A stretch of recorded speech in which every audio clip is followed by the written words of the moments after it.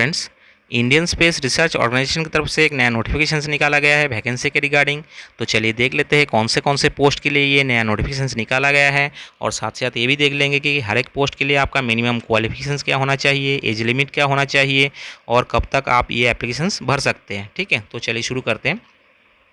तो यहाँ पर मैं 1 नंबर और 2 नंबर जो पैराग्राफ है इसको मैं स्किप करके जा रहा हूँ, क्योंकि यहाँ पर इसरो का जो काम है उसके बारे में बताया गया है और उसका जो डिविजन्स है उसके बारे में बताया गया है। तो चलिए 3 नंबर से स्टार्ट करते हैं। तो 3 नंबर पे यहाँ पर बताया गया है कि इसरो आपको ऑफर कर रहा है साइंटिस्ट इंजीनियर पोस्ट के लिए, जो कि ग्रुप ए गैजेटेड पोस्ट और नॉन गैजेटेड पोस्ट दोनों के लिए। ठीक है, और आपका जो पोस्ट रहेगा वो है civil, electrical, refrigeration and air conditioning और आर्किटेक्चर पोस्ट के लिए। और आपका जो पे मैट्रिक्स लेवल होगा वो है लेवल 10, जो कि 7 CPC के हिसाब से होगा। तो चलिए आगे देख लेते हैं। आगे यहाँ पर एक टेबल दिया गया है। टेबल में आपका पोस्ट कोड और नेम ऑफ द पोस्ट के साथ आपका number of vacancies, reservation status और एजुकेशन क्वालिफिकेशंस के बारे में बताया गया है। तो चलिए एक एक करके देख लेते हैं।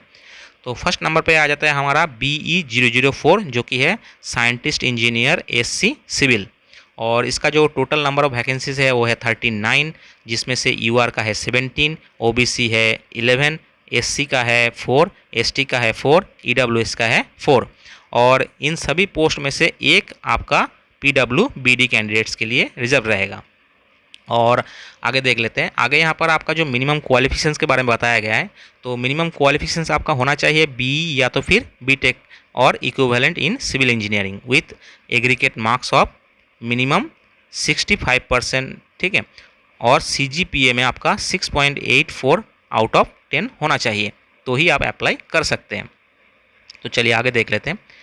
आगे यहाँ पर आपका पोस्ट कोड है BE005, जो कि साइंटिस्ट इंजीनियर SC इलेक्ट्रिकल।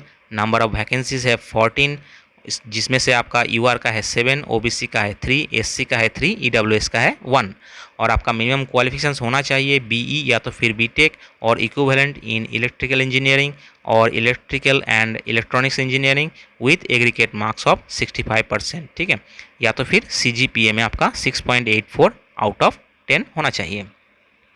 तो चलिए आगे देख लेते हैं।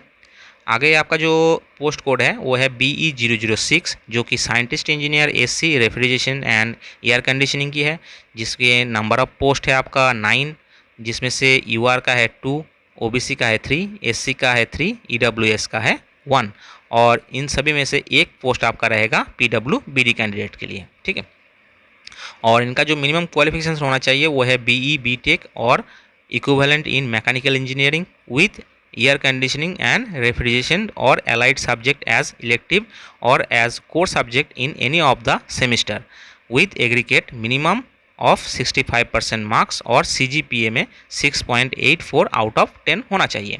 तो आपको BE BTech मैकेनिकल इंजीनियरिंग के साथ आपका एयर कंडीशन और रेफ्रिजरेशन का एक मतलब सबऑर्डिनेट सब्जेक्ट होना चाहिए, तभी आप अप्लाई कर सकते हैं। ठीक है, तो चलिए आगे देख लेते हैं।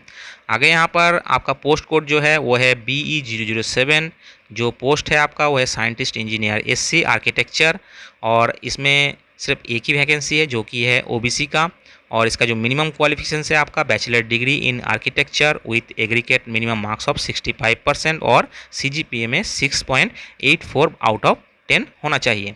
और साथ साथ आपको एक चीज़ होना चाहिए वो है registration with council of architecture, तो ही आप अप्लाई कर सकते हैं। ठीक है, तो चलिए आगे देख लेते हैं।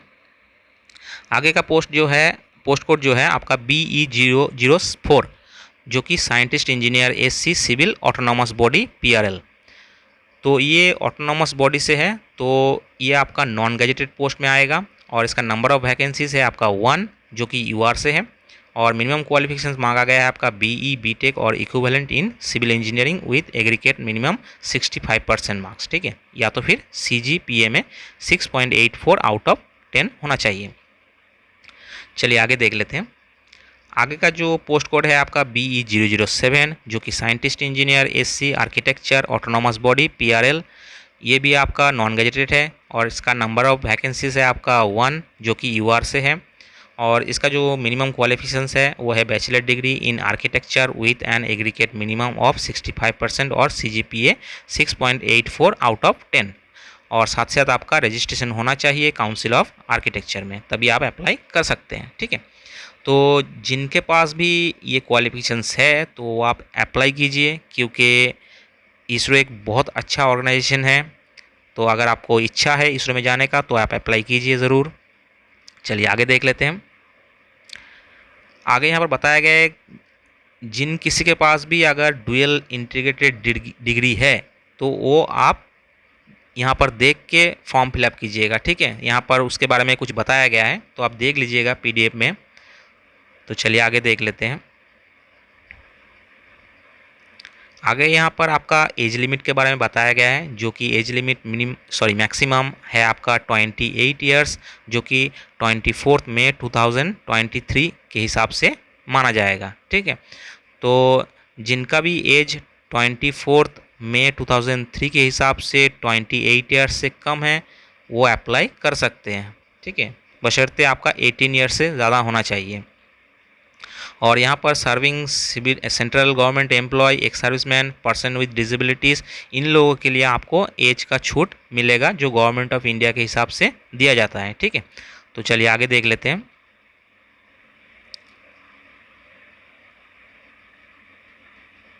आगे यहाँ पर बताया गया है जो डिसेबिलिटीज़ कैंडिडेट है उनको जो डिग्री दिया जाता है कि उनका कितना % डिसेबिलिटीज़ है, तो उन कैंडिडेट्स के लिए आपका मिनिमम 40% डिसेबिलिटीज़ होना चाहिए रिजर्वेशंस के लिए। ठीक है, तो ये आप ध्यान में रखिएगा।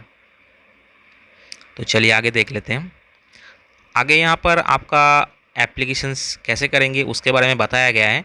तो यहाँ पर आपका जो एप्लीकेशंस है वो स्टार्ट हो रहा है 4 मई 2023 से लेके 24 मई 2023 तक ही आपका पोर्टल ओपन रहेगा। इसी बीच में आपको एप्लीकेशंस करना है। ठीक है, और आप यहाँ पर 2 पोस्ट के लिए भी अप्लाई कर सकते हैं, मगर उसके लिए आपको 2 एप्लीकेशंस फ़ी देना पड़ेगा और साथ ही साथ आपको ये भी चॉइस करना पड़ेगा कि आपका एग्ज़ाम सेंटर सेम जगह पे हो। ठीक है, तो ही आप अप्लाई कीजिए। तो यहाँ पर जो प्रोसीड्योर है, आपको ऑनलाइन रजिस्ट्रेशन नंबर एक मिलेगा। जब आप ऑनलाइन रजिस्ट्रेशन करेंगे तो वहाँ पर आपका जो ईमेल एड्रेस है उसी में आपका रजिस्ट्रेशन नंबर आएगा, जो कि जो फर्दर जो प्रोसेस है ऑनलाइन एप्लीकेशन सबमिट करने का उसमें आपको वो लगेगा। ठीक है, और ये एप्लीकेशन जो है आप 24/5/2023 तक ही कर सकते हैं। तो चलिए आगे देख लेते हैं। आगे यहाँ पर बताया गया the candidates registered under National Career Service portal and fulfilling the eligible conditions may visit ISRO website and follow the applications procedure as stated. तो यहाँ पर जिस कैंडिडेट को क्वालिफिकेशन अप्लाई करना है, जिस कैंडिडेट को अप्लाई करना है उसका क्वालिफिकेशंस और जो आपका एसेंशियल जो क्राइटेरिया है वो होना ही चाहिए, तभी आप अप्लाई कीजिए। ठीक है, इसके बारे में बताया गया है। और चलिए आगे देख लेते हैं। आगे यहाँ पर बताया गया है जो applications that are not conformly with the requirement of indicates in the advertisement and incomplete applications will not be entitled। ठीक है, तो यहाँ पर बताया गया है जो अगर एप्लीकेशंस आप कंफर्म नहीं करते और जिनका एप्लीकेशंस कंप्लीट नहीं है उस एप्लीकेशंस को माना नहीं जाएगा। ठीक है, तो चलिए आगे देख लेते हैं। आगे यहाँ पर बताया गया है जो कैंडिडेट्स आपका सेंट्रल गवर्नमेंट, स्टेट गवर्नमेंट या फिर पब्लिक सेक्टर अंडरटेकिंग या तो फिर ऑटोनोमस बॉडी में काम करते हैं उनको अप्लाई करते टाइम आपको NOC के लिए अप्लाई कर देना चाहिए आपके एम्प्लॉयर के पास। ठीक है, जब आपका इंटरव्यू होगा उस टाइम आपको NOC मांगा जाएगा, तो आप ध्यान से ये भरिएगा एप्लीकेशंस, और अगर एप्लीकेशंस करते हैं तो आप NOC के लिए अप्लाई कर दीजिएगा। ठीक है, तो चलिए आगे देख लेते हैं।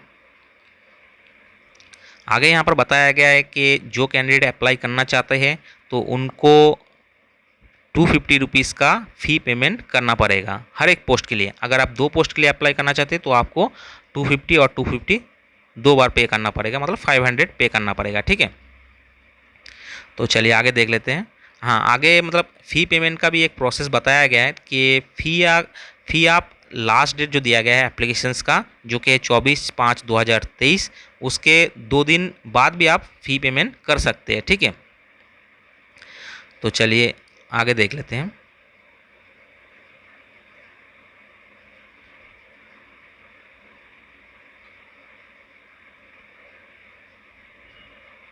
आगे यहाँ पर आपका जो फ़ी पेमेंट जो प्रोसेस है उसके बारे में बताया गया है, और आपका जो फ़ी पेमेंट मेथड दिया गया है जैसे कि नेट बैंकिंग, उसके बाद आपका डेबिट कार्ड और क्रेडिट कार्ड, इन सब माध्यम से ही आपको पे करना है, उसके बारे में बताया गया है। तो चलिए आगे देख लेते हैं।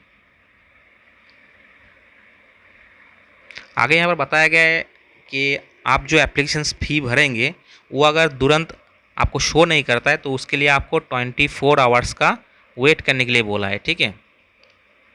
तो 24 आवर्स के बाद अगर आप चेक करते हैं तो आपका शायद एप्लीकेशंस सबमिट हो जाएगा। अगर नहीं होता है तो आप जो हेल्पलाइन दिया जाता है उनमें आप कांटेक्ट कर सकते हैं, या तो फिर आप दोबारा पेमेंट कर सकते हैं, ठीक है। तो चलिए आगे देख लेते हैं।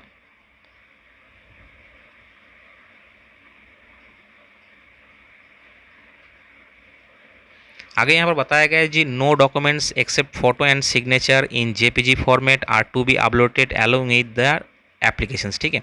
तो यहाँ पर आपको कोई फ़ोटोकॉपी आपको अपलोड नहीं करना है डॉक्यूमेंट्स का, सिर्फ आपको अपलोड करना है आपका जो फोटोग्राफ और सिग्नेचर का, ठीक है।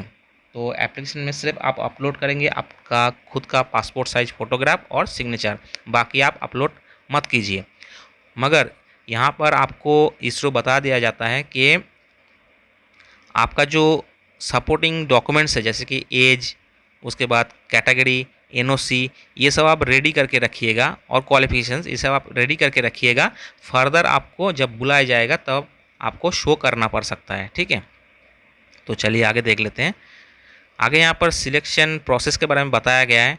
तो यहाँ पर सिलेक्शन प्रोसेस में आपका रिटन टेस्ट होगा, ठीक है। तो रिटन टेस्ट का यहाँ पर जो वेन्यू है वो दिया गया है, जो कि है अहमदाबाद, बेंगलुरु, चेन्नई, देहरादून, गुवाहाटी, हैदराबाद, कोलकाता, लखनऊ, मुंबई, न्यू दिल्ली एंड तिरुवनंतपुरम, ठीक है। तो इन सब जगह पे आपका एग्ज़ाम मतलब एग्ज़ाम होगा।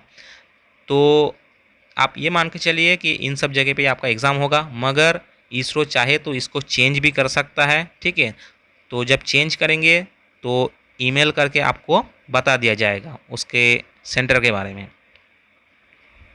तो चलिए आगे देख लेते हैं। आगे यहाँ पर आपका जो पैटर्न ऑफ रिटन टेस्ट, हाँ, यहाँ पर जो आपका एग्ज़ाम का पैटर्न उसके बारे में बताया गया है। उसमें से आपका 2 पार्ट में एग्ज़ाम होगा, मगर एग्ज़ाम आपका एक ही होगा, सिंगल ऑब्जेक्टिव टाइप का ही पेपर का एग्ज़ाम होगा। उसमें 2 पार्ट रहेगा, जिसका एक पार्ट है पार्ट ए और दूसरा है पार्ट बी, ठीक है। और आपका जो टाइम दिया जाएगा वो है 120 मिनट, मतलब 2 आवर्स का टाइम दिया जाएगा। और जिसमें से पार्ट ए में आपका रहेगा 80 मार्क्स और पार्ट बी में रहेगा आपका 20 मार्क्स, ठीक है।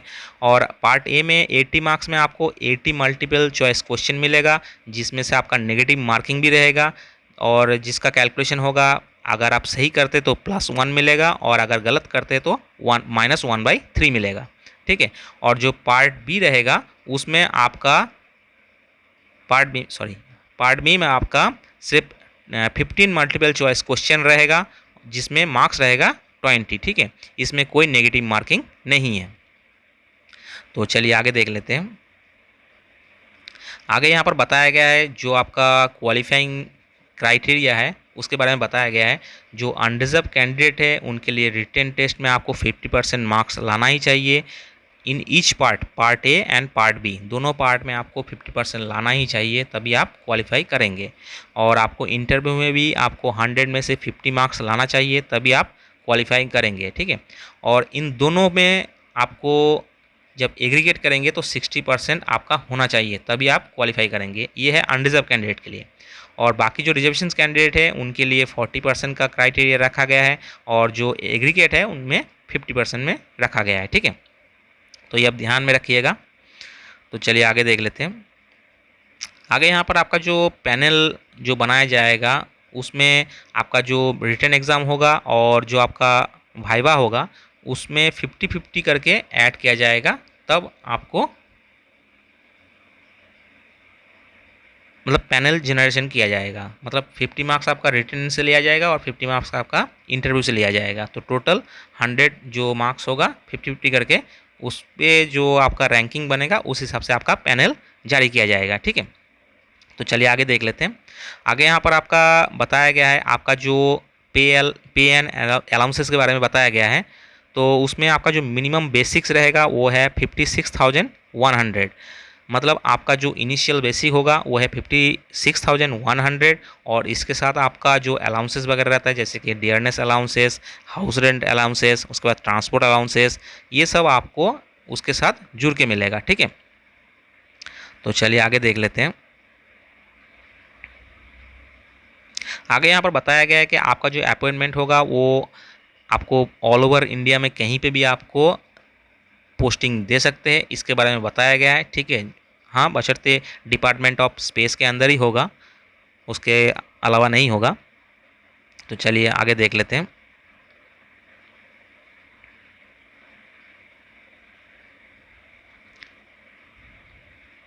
आगे यहाँ पर बताया गया है कि जो आप एप्लीकेशंस यहाँ पर करेंगे उसके बारे में अगर कुछ और जानना है तो आप इस एड्रेस पे जाके आप जान सकते हैं। ठीक है,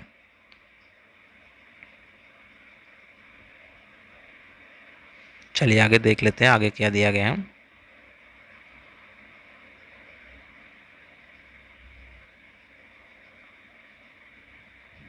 आगे यहाँ पर इम्पोर्टेंस डेट के बारे में बताया गया है, जो कि ऑनलाइन आपका जो रजिस्ट्रेशन होगा, मतलब फॉर्म फिलअप करने का, उसका स्टार्टिंग डेट है आपका 4 मई 2023, और आपका क्लोजिंग डेट रहेगा 24 मई 2023, और आपका जो last date of payment of fee इसका रहेगा 26 मई 2023। ठीक है, तो आप एप्लीकेशन सबमिट करने के बाद भी 2 दिन आपको टाइम मिलेगा पेमेंट करने का, तो आप ये ध्यान में रखिएगा। फिर भी मैं कह देता हूँ कि जो लास्ट डेट रखा जाता है उससे 4-5 दिन पहले ही आप अपना एप्लीकेशन सबमिट कर दीजिएगा, क्योंकि लास्ट डेट तक आपका सर्वर इतना बिजी हो जाता है कि आप अपना एप्लीकेशन सबमिट कर नहीं पाएंगे। ठीक है, तो अगर आप अप्लाई करना है आपको सच में, तो आप 4-5 दिन पहले ही अपना एप्लीकेशन सबमिट कर दीजिएगा। ठीक है, तो चलिए इस एडवर्टाइजमेंट में इतना ही था, तो मिलते हैं आपको नेक्स्ट वीडियो पे, तब तक के लिए बाय।